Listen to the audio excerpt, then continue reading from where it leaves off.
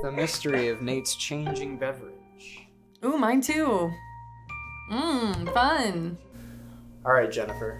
We ready? You were telling us a story, I believe.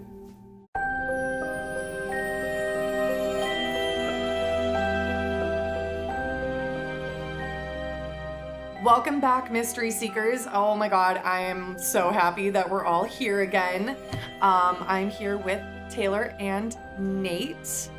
And this week we are going to be talking about the Bennington Triangle disappearances. So the Bennington Triangle is an area of southwestern Vermont. Vermont? I know, back to the New England cases. Yeah, okay, we get it. Yikes. The Bennington Triangle is an area of southwestern Vermont within which at least 5 or as many as 10 people have disappeared between 1920 and 1950. Because there were so many, and only a few of them really pertain to the theme that we're keeping with this season, we'll only be talking about the 3 hikers that disappeared around the Long Trail area of Glastonbury. So the first one was Middie Rivers, and Middie was a 74-year-old avid hiker and hunter. Since a lot of these people were clapping in the middle of sentences, were extremely experienced hikers or hunters, it only makes it that much more strange that something would have happened or that they would have disappeared. So anyway, Middie was a 74-year-old avid hiker and hunter, being so familiar with the Hell Hollow area, which was a hiking area. New England has some fantastic names. Honestly, well, yeah, Death Mountain. Hell Hollow. Hell Hollow. We're starting out strong this season, folks. We're getting real weird real quick. Being so familiar with the Hell Hollow area, Middie was comfortable enough to guide a whole group of 4 other hunters through the area on November 12th, 1945. While on their way back to camp, Middie had pushed ahead of everybody else on the trail. But by the time the other 4 made it back to camp, Middie was nowhere to be found. They also didn't see any sign of him on the trail or even just off the trail, so he had basically just vanished.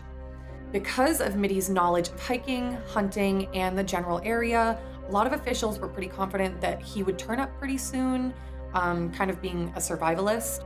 They didn't start searching for him immediately, but all of the initial searches were unsuccessful, and after that, more than 300 locals, joined by the U.S. Army soldiers dispatched from Fort Devens in Massachusetts, began an 8-day search. The only piece of evidence that was ever found was a single rifle cartridge in a stream, and they believe that it had fallen out of his pocket at some point, either when he was walking back to the campsite or if he had been kind of wandering around the area.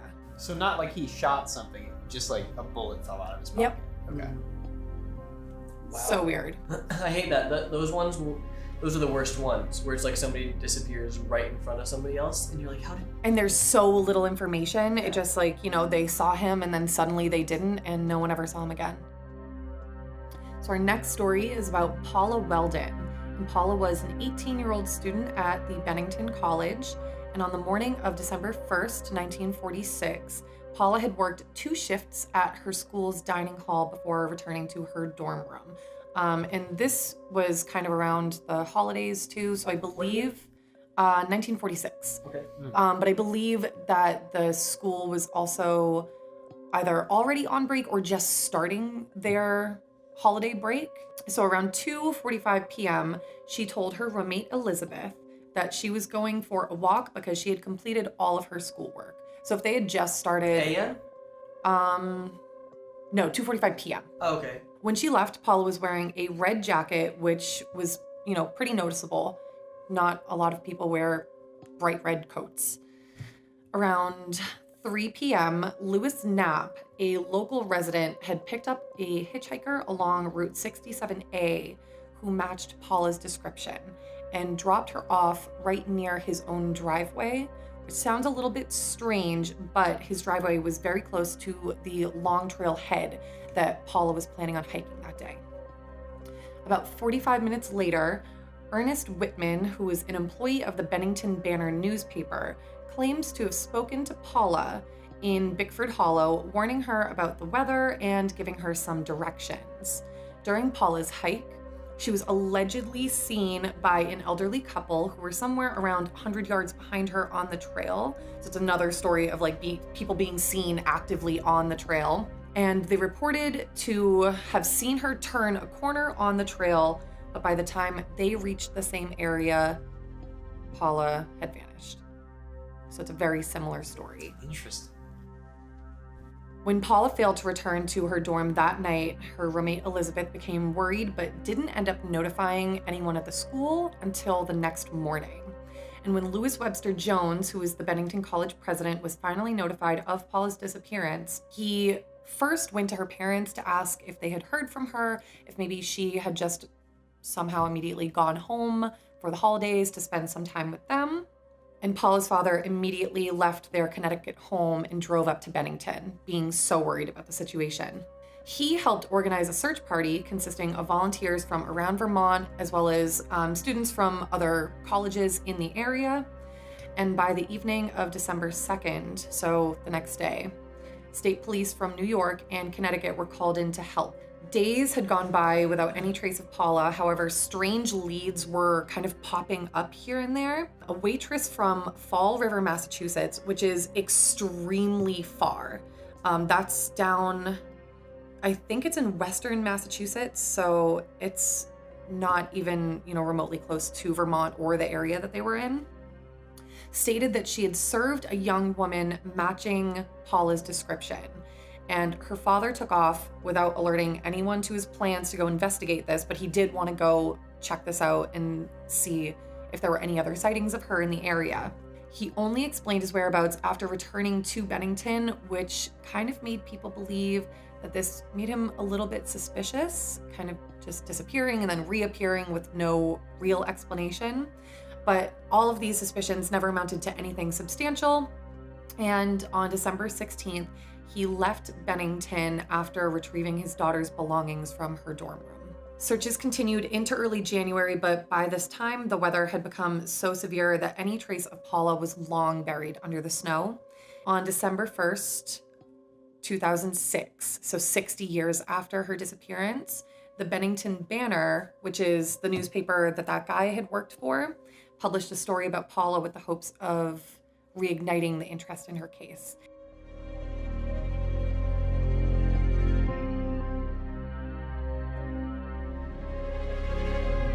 All right, and the last case that we're going to talk about is Frieda Langer, or Langer.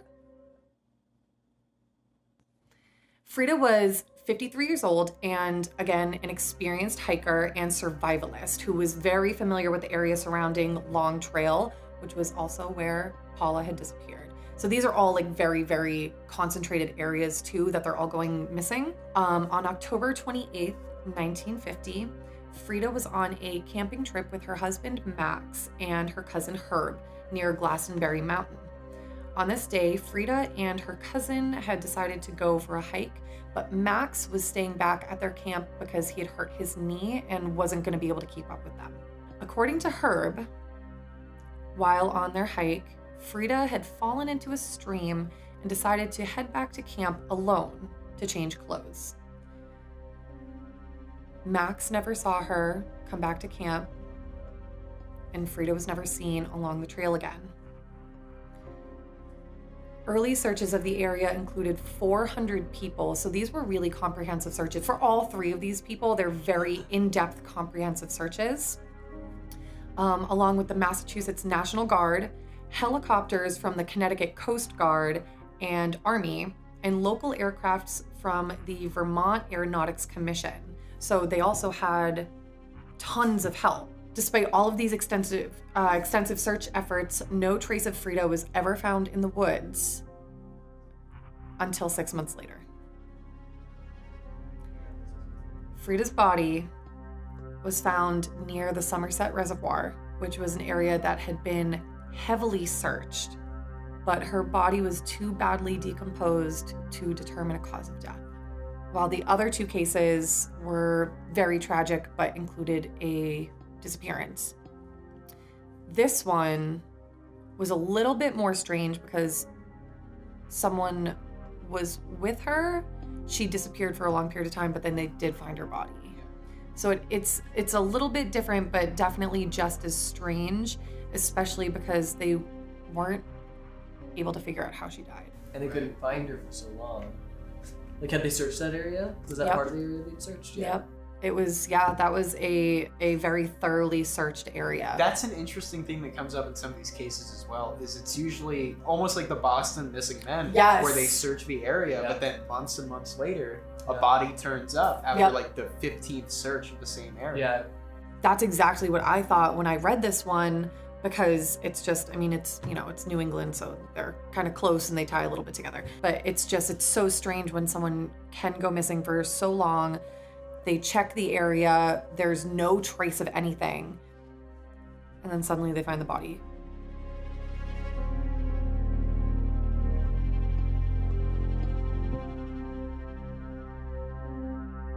After about 1950, I think Frieda might have been the last person to have gone missing in what is considered the Bennington Triangle.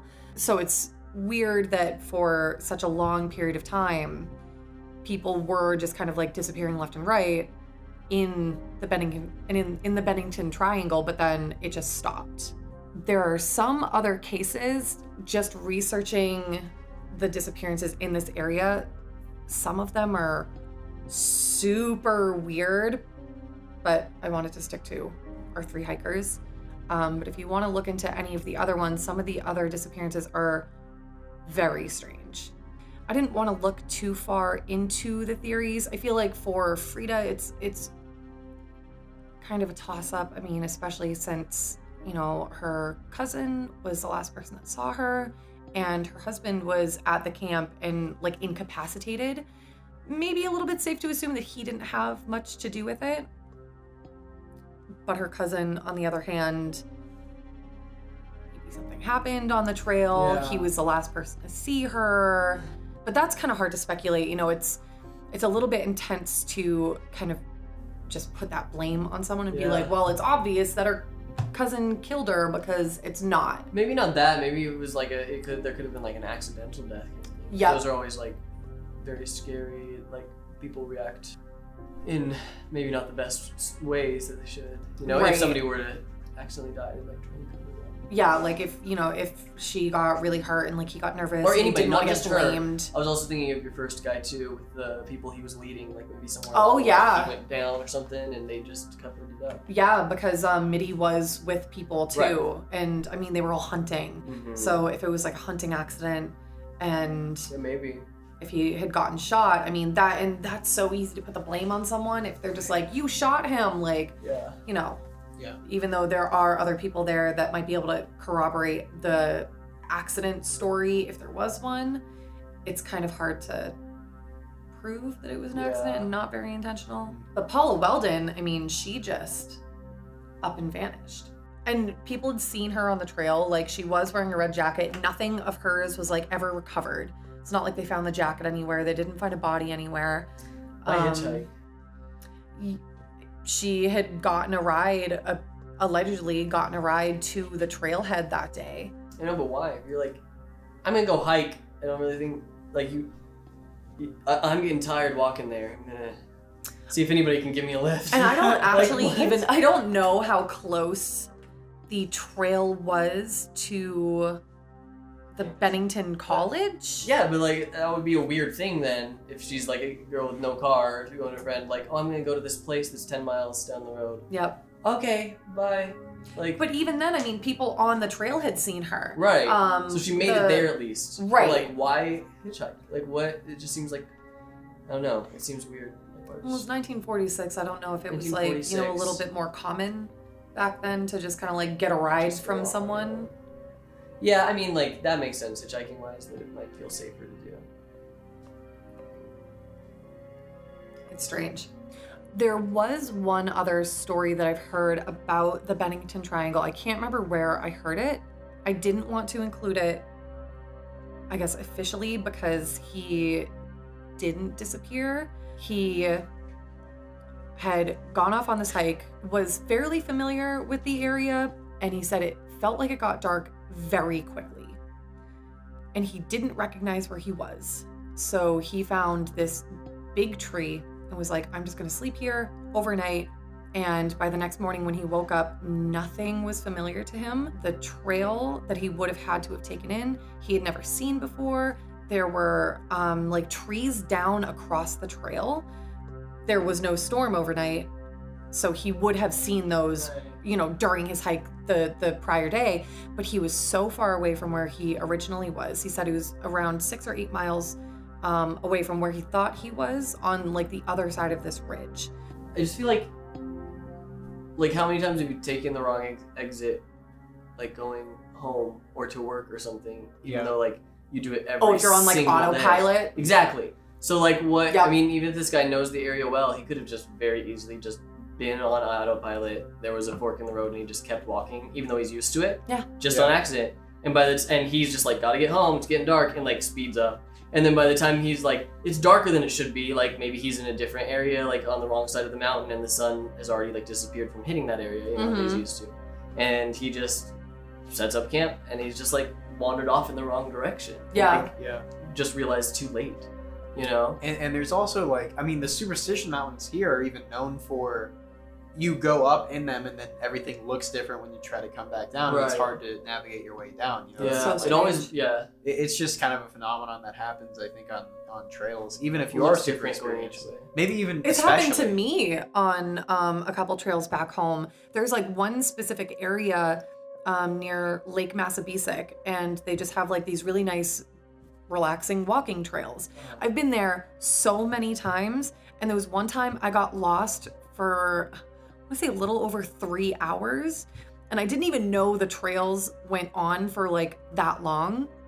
But I had gone out, it was like a beautiful day, it was nice and warm, so I was in like a sundress, and then it started getting really dark, and I was like, I don't know where I am, like I don't know how to get out of here. And it was so scary because I was like, I've been here so many times, like I should know where I am. And it's just trails and trees, and there's no markers, so there's nothing to really like tell you where you have already been. Everything looks the same.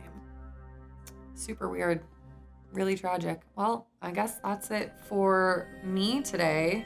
I hope you guys liked those 3 stories. And next week, you'll get to listen to Nate tell you all about the missing 411 cases.